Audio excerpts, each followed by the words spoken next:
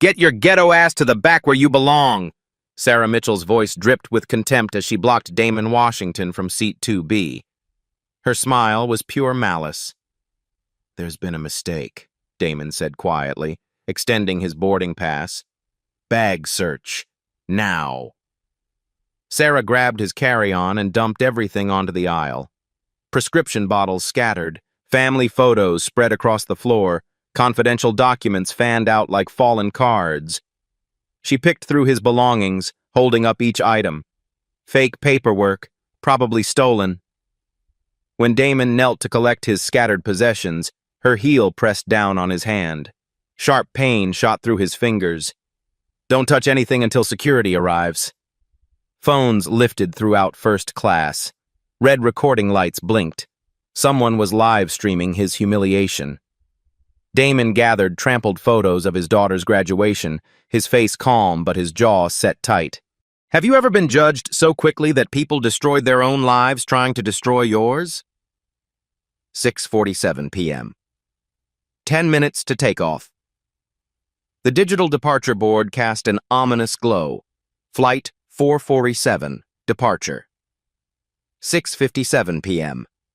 Red numbers counting down like a timer on a bomb. Brad Henderson, a stocky man in his 50s wearing a Rolex that caught the gate lights, pulled out his iPhone. The live stream was already running. Folks, you're witnessing something incredible here. Airline security dealing with what appears to be a gatecrasher in real time. His voice carried that entitled confidence that came with platinum frequent flyer status. Other passengers turned their heads, phones emerging like weapons. I fly this route every month for business, Brad announced, loud enough for everyone to hear. That's my seat, 2B. I specifically request it every time. This guy probably bought some fake ticket off Craigslist or something. Sarah Mitchell's badge gleamed under the harsh fluorescent lights. She held Damon's boarding pass like contaminated evidence, refusing to scan the barcode properly. Her eyes barely grazed the document. Sir, I'm going to need to see all your documentation again, she said with theatrical authority. This boarding pass seems highly irregular. The system isn't recognizing it properly. Here's my boarding pass, my photo ID, and my... Damon's voice remained steady, controlled. No, we'll sort this out at the gate desk, Sarah cut him off sharply. Her radio crackled as she pressed the button. Gate 12 to security. We need assistance with a boarding discrepancy, possible fraudulent documentation. The words fraudulent documentation rippled through the boarding area like electricity. Conversations stopped. Heads turned. More phones appeared. Brad's live stream viewer count climbed steadily, 47, 89, 156, 203 viewers. The chat exploded with comments, most making harsh assumptions based solely on what they were seeing through his camera lens.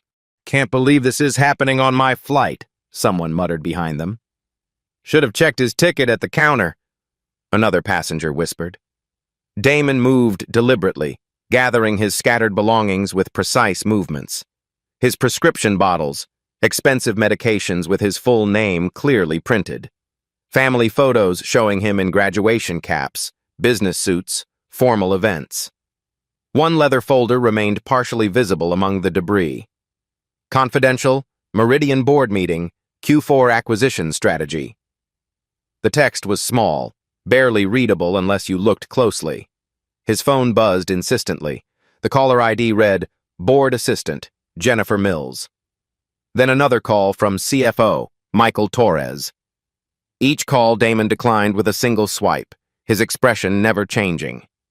The leather portfolio he clutched was Italian-made, understated but unmistakably expensive. The kind of accessory that cost more than most people's monthly salary, but whispered wealth rather than shouted it. Final boarding call for Flight 447 to Chicago. All passengers should be aboard at this time, the gate agent's voice echoed through the terminal speakers. 6:49 p.m. 8 minutes remaining. Gate area security cameras positioned at 3 different angles captured every moment. The woman in seat 2A had her phone out, recording discreetly from inside the jet bridge. A teenager near the gate was filming everything for his TikTok account. The evidence was mounting from multiple sources. Sarah's radio crackled again. Her supervisor's voice was barely audible, but her body language showed growing uncertainty. She kept looking between Damon and the boarding pass, then at Brad, who was still narrating for his growing audience. "This is exactly the kind of situation that makes me grateful I pay for first-class service," Brad declared to his 267 viewers. "You pay premium prices, you expect premium treatment, not to deal with situations like this." The comments in his live stream were getting uglier by the minute. Screenshots were already being shared on Twitter. Someone had started a Reddit thread titled "Flight Drama, Fake First Class Ticket, 6:50 p.m., 7 minutes remaining." More passengers gathered at the gate, forming an impromptu audience. The boarding process had effectively stopped. Flight attendants from other gates were glancing over, some pulling out their own phones. Sarah's confidence was beginning to waver as she realized how much attention this was drawing. But with Brad's camera rolling and hundreds of people now watching online, backing down would be admitting she was wrong. The countdown continued. 7 minutes until scheduled departure. 7 minutes until everything changed. 6:50 p.m. 7 minutes to departure. Gate manager Jennifer Walsh's heels clicked against the terminal floor as she approached the commotion. Her badge read, "Operations Supervisor," in bold letters. Behind her, a TSA security officer followed, hand resting casually near his radio. "What seems to be the problem here?" Jennifer's voice carried the authority of 15 years in airline management. She looked at Sarah, then at Brad's still-rolling live stream, then finally at Damon. "Fraudulent boarding pass situation," Sarah explained quickly. "This passenger is attempting to board first class with what appears to be counterfeit documentation." Brad's viewer count had exploded, 1,247, 1,589, 2,103 viewers. His phone battery was at 67% and dropping. The chat was moving so fast he could barely read individual comments, but the tone was clear. Ugly assumptions filled the screen. "Sir, I'm going to need you to step aside for proper document verification," Jennifer said, gesturing toward a corner near the gate desk. "We need to run this through our fraud detection system." Other passengers streamed around them like water around a rock. Business travelers in expensive suits glanced over with mixtures of curiosity and annoyance. A family with small children hurried past, the mother pulling her kids closer. "Ladies and gentlemen, this is your captain speaking," the announcement crackled overhead. "We're currently experiencing a minor boarding delay. We'll have you airborne shortly." 6:51 p.m., 6 minutes remaining. The TSA officer stepped forward. Officer David Martinez, according to his name tag, was built like a linebacker. His presence immediately shifted the energy of the situation. "Is there a security concern here?" Martinez asked, his eyes scanning Damon from head to toe in that practiced way security personnel assessed threats. "Possible document fraud," Jennifer replied. "We're just being thorough." Brad continued his running commentary for his audience, now approaching 10,500 viewers. "Folks, this is getting serious. TSA is now involved. Oh, this guy must have really messed up to draw this much attention." Comments flooded in faster than he could read. "Call the police. Fake tickets are everywhere these days. Hope they arrest him. This is why I fly private." Screenshots from the live stream were already circulating on Twitter with hashtags like #Airline Drama and #FakeTicket. Someone had created a TikTok compilation video titled "First Class Fraud Caught Live." Damon remained perfectly calm, hands visible, voice steady. "I'd like to request that you actually scan my boarding pass through your system rather than just looking at it." "We'll determine the proper verification process," Jennifer snapped back. She was feeling the pressure now. Hundreds of people watching online, passengers backing up at the gate, the clock ticking toward departure. 6:52 p.m., 5 minutes remaining. Sir, I'm also going to need proof of income verification for a first-class ticket, Jennifer said, her voice growing more authoritative. Do you have documentation showing you can afford this fare level? The request was unprecedented. Other passengers looked shocked. The woman recording from seat 2A raised her eyebrows and adjusted her camera angle. Damon's phone buzzed again. This time it was Chairman Robert Sterling. Then, immediately after, Legal Counsel Patricia Hayes. Each call declined with a single swipe. That's an unusual request, Damon said quietly. I've never been asked to prove my income to board a flight I've already purchased. These are unusual circumstances, Jennifer replied. Given the concerns about document authenticity, we need to verify all aspects of your booking. 6:53 p.m. 4 minutes to departure, Officer Martinez's radio crackled. Unit 47, what's your status on the gate situation? Still assessing, Martinez replied. Possible fraudulent boarding documentation. Subject is cooperative, but situation is complex. The circle of staff around Damon had grown to 4 people. Sarah, Jennifer, Martinez, and now a second flight attendant who'd been called over from the aircraft. They formed an imposing wall of uniforms and authority. Brad's live stream hit 2,847 viewers. The viral momentum was building. News aggregation accounts on Twitter were picking up screenshots. Someone had posted the video to Reddit's r public freakout subreddit where it was gaining upvotes rapidly. This is insane, Brad narrated breathlessly. 4 staff members now, TSA involved. This guy really thought he could scam his way into first class and nobody would notice. Flight crew from other gates were openly staring now. Passengers waiting for different flights had their phones out. The teenager who'd been filming for TikTok was live streaming to his own audience of 400 followers. 6:54 p.m. 3 minutes to departure. We're going to need to call airport police for a full investigation, Jennifer announced. This has escalated beyond our standard procedures. The words airport police sent a visible shudder through the crowd. Several passengers stepped back. The family with children moved to a different gate area entirely. Damon looked at the 4 staff members surrounding him, then at Brad's camera, then at the dozens of other phones recording every moment. May I make one phone call before we proceed? He asked quietly. Sarah actually laughed. This isn't jail, sir. We're not required to give you a phone call. Jennifer nodded in agreement. You can make all the calls you want after airport police sort this out. Damon pulled out his phone anyway. The screen showed 17 missed calls from various contacts. He scrolled through his recent calls and selected one number. The phone rang once. It's Damon, he said simply.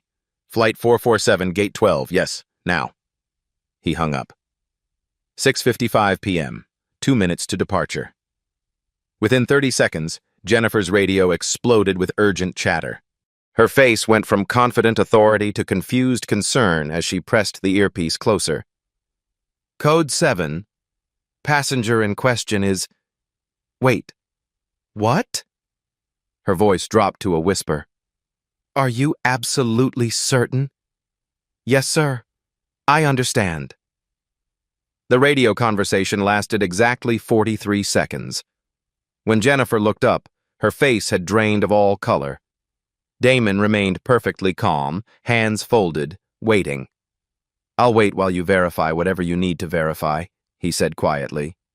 The departure board still showed 2 minutes, but time had just run out for everyone else. 6:55 p.m., 2 minutes to departure. The radio static cut through the gate area like a blade. Jennifer's earpiece crackled with urgent voices from operations control, her supervisor, and what sounded like executive-level management all talking at once. Her face transformed in real time. Confident authority melted into confusion, then shock, then something approaching panic. She stepped away from the group, pressing the radio closer to her ear. Code 7 situation. Passenger identification confirmed. Oh my God. Yes, sir. Understood completely. Brad was still live streaming to 3,200 viewers, but he sensed the shift in energy. His running commentary became uncertain. "Something's changing here, folks. The gate manager looks like she just saw a ghost." Officer Martinez noticed it too. His hand moved away from his radio. His posture shifted from enforcement-ready to something more cautious. Jennifer approached Damon with completely different body language. Her shoulders had dropped. Her voice became whisper-quiet, almost pleading. Sir, I think there may have been a misunderstanding," she said, trying to pull him aside discreetly. "Perhaps we could resolve this privately." But Damon's voice cut clear across the gate area. "I'd prefer to handle this publicly since it started publicly." Every phone camera swung toward him. Brad's live stream chat exploded with speculation. The woman in seat 2A leaned forward, recording everything. 6:56 p.m. 1 minute to departure. Damon opened his leather portfolio with deliberate precision. The movement was so calm, so controlled, that it commanded absolute attention from everyone within 30 feet. He withdrew a business card, simple, elegant, expensive cardstock. He held it at eye level where the cameras could focus. The text was clear. Damon Washington, Chief Executive Officer, Meridian Airlines Group. A second document emerged, corporate letterhead visible at the top. The header read, "Confidential, Merger Acquisition Proposal, Skyward Airlines, $2.3 billion. His phone screen lit up with an incoming call. "Board Chairman Robert Sterling." The silence that followed was deafening. Jennifer's face went completely white. She actually stumbled backward, reaching for the gate desk to steady herself. Sarah, the flight attendant's mouth fell open. Her hands began trembling. Brad's live stream chat went absolutely insane. "Wait, what? Is this real? Someone Google him now. Oh, sock, they're so dead. Meridian is huge. This guy owns airlines." Officer Martinez immediately stepped back, his hands raised slightly in a gesture of non-confrontation. "Sir, I apologize for any confusion. 6:57 p.m. Scheduled departure time." Brad's phone was shaking in his hands. His 3,847 viewers were fact-checking in real time. Google searches were happening live in the chat. Wikipedia links were being shared. News articles about Meridian Airlines Group were flooding the comments. "Ladies and gentlemen," Brad's voice had changed completely. The entitled confidence was gone, replaced by something approaching terror. I think we may have made a mistake here." Damon's voice remained perfectly calm, but it now carried unmistakable authority. "I was flying to Chicago to finalize Skyward Airlines' acquisition. I wanted to experience your customer service firsthand before signing the papers." Jennifer was now visibly shaking. "Mr. Washington, we had no idea. There's been a terrible misunderstanding." "That was precisely the point," Damon replied. "Now I know exactly what kind of service Skyward Airlines provides to customers who don't look like they belong in first class." Sarah tried to speak, but no words came out. She looked around desperately, as if searching for an escape route. The departure board still showed Flight 447, but the status had changed from boarding to delayed. 6:58 p.m. 1 minute past departure. Brad's live stream had hit 4,200 viewers. The story was already trending on Twitter. Hashtag Skyward Airlines was becoming a hashtag. Screenshots were spreading across Facebook, Instagram, TikTok, and Reddit. But Damon wasn't finished. He held up his phone, showing the screen to the cameras.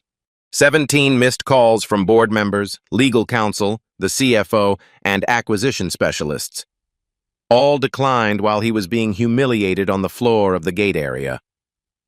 "My board of directors has been trying to reach me," he said quietly. "They're probably wondering why the $2.3 billion Skyward acquisition has suddenly gone silent." The weight of those words hit everyone simultaneously. Jennifer grabbed her radio. "Operations, this is Gate 12. I need an immediate connection to CEO Robert Chen." Emergency situation. Corporate level. Now. Sarah was crying now, actual tears streaming down her face as she realized the magnitude of what had just happened. But Damon still hadn't revealed his final card. What none of them knew was that this entire incident had been recorded by Meridian's corporate security team as part of standard acquisition due diligence. 3 board members were watching remotely. And the Federal Aviation Administration had specific regulations about customer discrimination that carried penalties in the millions. The real consequences were just beginning. 6:59 p.m. 2 minutes past departure. Damon's voice cut through the chaos with surgical precision. No anger. No emotion. Just facts delivered with the calm authority of someone who owned billion-dollar companies. Skyward Airlines reported $847 million in revenue last quarter, he began, his eyes moving from Jennifer to Sarah to Brad's still recording camera. Net profit margins of 12.3%, market capitalization of $1.9 billion as of market close today. The numbers landed like hammer blows. Brad's live stream chat was frantic with viewers Googling, fact-checking, confirming every figure in real time. Meridian Airlines Group was prepared to acquire Skyward at a 15% premium. That's $2.185 billion in cash and stock options. Damon paused, letting the magnitude sink in. This acquisition would affect 12,847 Skyward employees across 43 cities and 2.1 million frequent flyer members. Jennifer's radio wouldn't stop crackling. Voices from corporate headquarters, operations control, and what sounded like legal counsel were all demanding updates simultaneously. 7:00 p.m., 3 minutes past departure. "You have a choice to make, Ms. Walsh," Damon said, reading Jennifer's name tag with deliberate precision. "Handle this situation professionally right now, or explain to Skyward's CEO and board of directors why a $2.3 billion merger disappeared because your staff engaged in racial profiling." The words racial profiling echoed across the gate area. Other passengers who'd been watching turned to whisper among themselves. The woman in seat 2A was still recording everything, her phone capturing every word. Brad's viewer count had reached 5,600 people. The live stream was being shared across every social media platform. Someone had already created a Wikipedia page for Skyward Airlines discrimination incident. News outlets were picking up the story in real time. Jennifer grabbed her radio with shaking hands. "Operations, patch me through to CEO Robert Chen immediately. This is a Code 7 situation requiring immediate executive intervention." While she waited for the connection, Damon continued his presentation with the methodical precision of someone who'd destroyed competitors in boardrooms across the country. 7:01 p.m., 4 minutes past departure. Federal Department of Transportation Regulation 14 CFR Part 382 prohibits discrimination against passengers based on race or perceived economic status, Damon stated matter-of-factly. Violations carry fines ranging from $50,000 to $500,000 per incident. Sarah was hyperventilating now. Officer Martinez had completely backed away from the situation, recognizing that this was far beyond his jurisdiction. "Your employee," Damon gestured towards Sarah without looking at her, "violated multiple federal regulations. She conducted an unauthorized search of my personal belongings. She physically prevented me from accessing a seat I had legally purchased. She made public statements questioning the authenticity of my documentation without proper verification." Brad's phone battery was at 23%, but he kept filming. His chat was now moving too fast to read individual comments, but the tone had completely shifted. Viewers who'd been supporting the airline staff 20 minutes ago were now calling for boycotts. "The corporate liability exposure," Damon continued, "extends beyond federal fines. Civil rights violation lawsuits typically settle in the 7-figure range, but this incident was broadcast live to thousands of viewers, creating unprecedented documentation of discriminatory practices." 7:02 p.m., 5 minutes past departure. Jennifer's radio finally connected her to Skyward's corporate headquarters. The conversation lasted exactly 97 seconds. Her face cycled through every stage of professional panic. When she hung up, her voice was barely audible. "Mr. Washington, I've spoken with CEO Chen. He wants to speak with you directly. He's flying here immediately. He asked me to convey his personal apologies and assurance that this will be handled at the highest levels." But Damon wasn't finished. "Stock prices," he said simply. "Skyward closed at $47.23 today. By tomorrow morning, when this story breaks in financial news, your stock will drop at minimum 8 to 12%. That's roughly $200 million in market capitalization lost overnight." The math was brutal and accurate. Brad's viewers were already sharing screenshots on investing forums and financial Twitter accounts. "Meridian's legal team," Damon continued, checking his phone, "has been mobilized. They're reviewing the acquisition contract for moral turpitude clauses, which allow us to withdraw from deals when the target company demonstrates behavior inconsistent with our corporate values." 7:03 p.m., 6 minutes past departure. Damon's phone rang. He answered immediately. "Yes, Patricia, I'm fine. Yes, it's all been documented. I want a full legal review of the acquisition terms within 2 hours." He paused, listening. "No, don't pull out yet. I want to see how they handle the cleanup." He hung up and looked directly at Jennifer. "That was our chief legal counsel. She's been watching your live stream." He nodded toward Brad's camera. "Along with 3 members of our board of directors. They wanted to intervene 20 minutes ago. I told them to wait and see how Skyward Airlines actually handles customer service issues." The silence that followed was crushing. 7:04 p.m., 7 minutes past departure. "I've been CEO of Meridian for 8 years, Damon said quietly. "I've flown millions of miles on dozens of airlines around the world. I have never experienced customer service like what happened here today." He gestured toward the scattered remains of his belongings that Sarah had dumped on the floor. Personal photos of his family, prescription medications, confidential business documents, all treated like garbage by Skyward staff. "It makes me wonder," he continued, his voice carrying across the silent gate area, "how many other customers have experienced this kind of treatment? How many people who couldn't make a phone call and have a CEO fly here immediately? How many customers who don't have legal teams and board members watching?" Brad's live stream had reached 7,100 viewers. The story was trending on Twitter under hashtag Skyward Scandal. CNN's breaking news Twitter account had just posted about it. Financial news networks were preparing segments for the morning shows.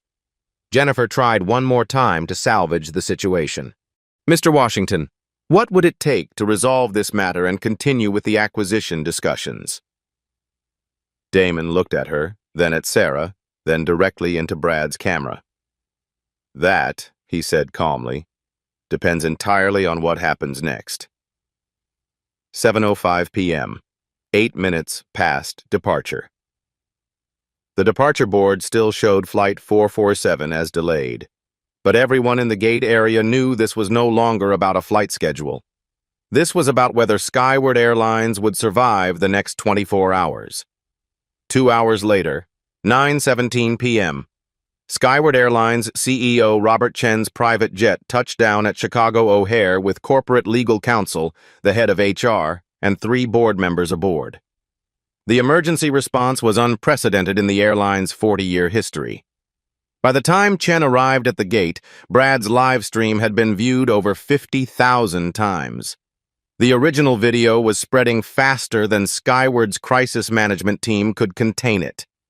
Hashtag Skyward Scandal was trending nationally on Twitter. Sarah Mitchell had already been suspended pending a full investigation. Her employee badge was confiscated. Security footage from multiple angles was being reviewed by both corporate legal and federal investigators. Jennifer Walsh was immediately demoted from gate manager to customer service representative, pending mandatory sensitivity training and psychological evaluation. Her 15 years with the company couldn't protect her from what she'd allowed to happen under her supervision. Brad Henderson faced his own reckoning. His live stream had backfired spectacularly. Corporate harassment lawsuits were already being prepared. His employer, a Chicago-based consulting firm, had seen the viral video. By morning, he'd be looking for a new job. Within 72 hours, Damon chose transformation over destruction. Rather than walk away from the acquisition, he structured the deal with unprecedented accountability measures. The $2.3 billion merger proceeded, but with ironclad discrimination prevention clauses that became an industry model. The Dignity First customer service protocol was implemented across all Skyward operations within 30 days. Every employee, from ground crew to executive management, underwent mandatory bias recognition training developed by leading civil rights organizations. Skyward installed bias detection AI systems in their training programs. The technology analyzed customer service interactions for discriminatory language patterns, flagging incidents before they escalated. Random customer experience audits were conducted monthly by third-party civil rights organizations. The technology solution. A real-time discrimination reporting app was launched, allowing passengers to document and report discriminatory treatment immediately. Reports went directly to CEO-level management, bypassing local supervisors who might suppress complaints. Customer service representatives' performance bonuses were restructured. 25% of their compensation was now tied to inclusion metrics and discrimination-free service scores. Poor ratings in diversity treatment resulted in immediate additional training requirements. Financial accountability. Damon established a $50 million customer rights fund specifically for bias training and victim compensation.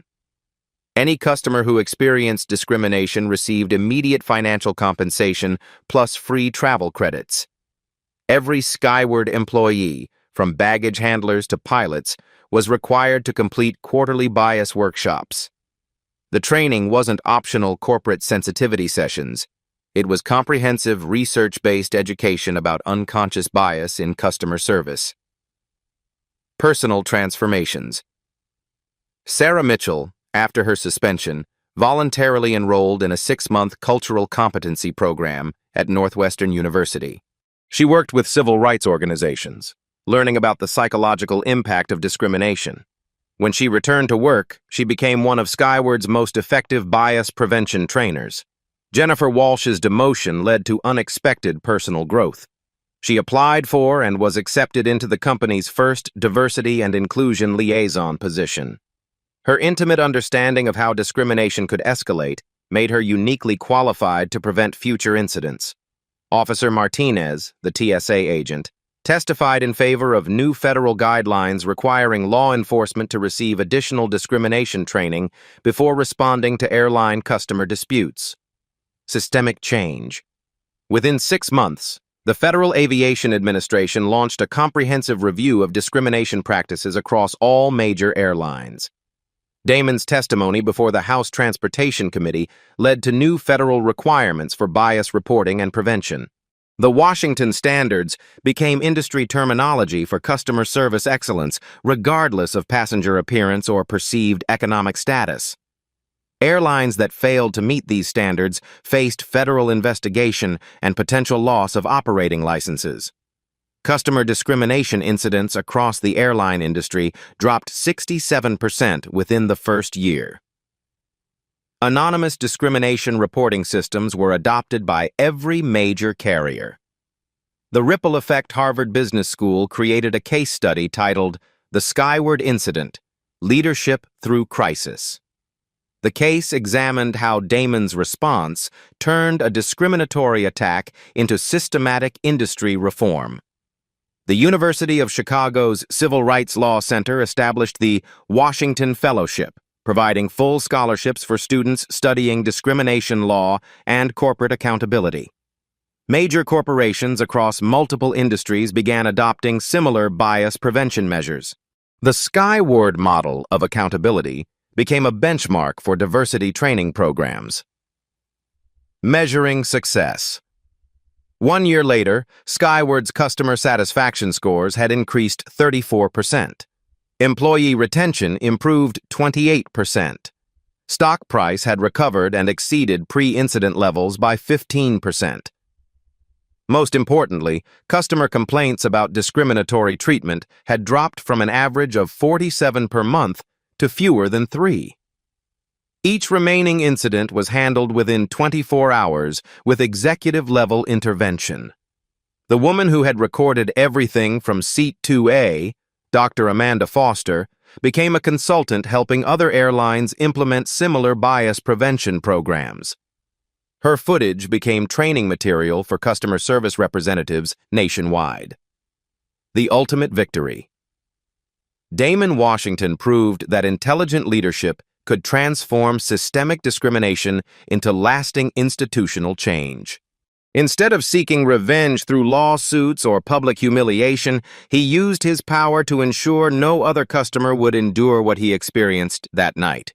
The annual Dignity in Travel Scholarship, funded by the settlement, provided full college scholarships for students from underrepresented communities studying hospitality, transportation, or civil rights law. By choosing systematic reform over individual punishment, Damon had created something far more valuable than revenge. He had changed an entire industry's approach to treating customers with dignity, regardless of how they looked or what others assumed they could afford. 1 year later, Damon Washington stood in the same gate area where his humiliation had been broadcast to thousands of viewers. Gate 12 at Chicago O'Hare now featured a small plaque, "Dignity in Travel, committed to excellence for every passenger." The transformation was complete, but the lessons had spread far beyond one airline. That night on Flight 447 had demonstrated something powerful. Intelligence defeats ignorance, but only when combined with the wisdom to choose systemic change over personal revenge. Damon could have destroyed careers, bankrupted individuals, or walked away from the deal entirely. Instead, he chose the harder path, creating lasting change that would protect countless future passengers from experiencing what he endured. Data and facts had proven more powerful than assumptions and bias. When confronted with evidence of Damon's true identity and corporate power, every person involved had been forced to confront their own prejudices. Quiet strength had achieved more than loud anger ever could. By remaining calm under pressure, documenting everything, and responding strategically rather than emotionally, Damon had turned a moment of personal attack into an opportunity for industry-wide transformation. The Meridian Skyward merger had become the gold standard for inclusive business practices. Other CEOs regularly contacted Damon for advice on implementing similar bias prevention measures in their companies. His quarterly Leadership Through Dignity seminars were attended by executives from Fortune 500 companies across multiple industries. The waiting list for his consulting services extended 18 months. The Washington standards were now taught in MBA programs at 12 major universities. Business schools used the Skyward incident as a masterclass in crisis leadership and turning adversity into systematic progress. The federal Passenger Bill of Rights had been expanded to include specific protections against discrimination based on appearance, perceived economic status, or racial profiling. Airlines that violated these standards faced immediate federal investigation and potential loss of operating licenses. Social media platforms had improved their harassment policies partly in response to how Brad's live stream had amplified discriminatory behavior. New algorithms detected and limited the spread of content that promoted bias or harassment. The ripple effects extended beyond transportation. Hotels, restaurants, retail stores, and other customer service industries had adopted similar bias prevention training programs. The Skyward model became synonymous with dignity in customer relations. Customer discrimination incidents that once went unreported were now documented and addressed. The anonymous reporting systems Damon had insisted upon gave voice to customers who previously had no recourse against discriminatory treatment. Monthly dignity audits were conducted at airports nationwide. Mystery shoppers from diverse backgrounds tested customer service quality across all major airlines. Results were published quarterly, creating competitive pressure for continuous improvement. The scholarship program had awarded full college tuition to 127 students from underrepresented communities. Many were now working in hospitality, transportation, and civil rights law, ensuring the next generation of leaders would prioritize dignity and inclusion. Damon's story proved that the most profound changes often come from the most painful moments. Discrimination and bias still existed, but they no longer went unchallenged or unaddressed. Every person had the power to choose how they responded to injustice. They could react with anger and seek revenge, or they could channel their experience into creating systems that protected others from similar treatment. The most effective leadership happened not through force or intimidation, but through strategic thinking, documented facts, and the wisdom to transform opposition into opportunity. Have you witnessed discrimination during travel? In restaurants? In retail stores? Your voice matters more than you realize. Share your story in the comments below. Every documented experience of bias or discrimination becomes evidence that drives the next wave of change. Your comment could be the catalyst that transforms an entire company's approach to customer service. If this story inspired you to believe that quiet strength can change the world, share it with someone who needs to see that dignity and intelligence triumph over ignorance and prejudice.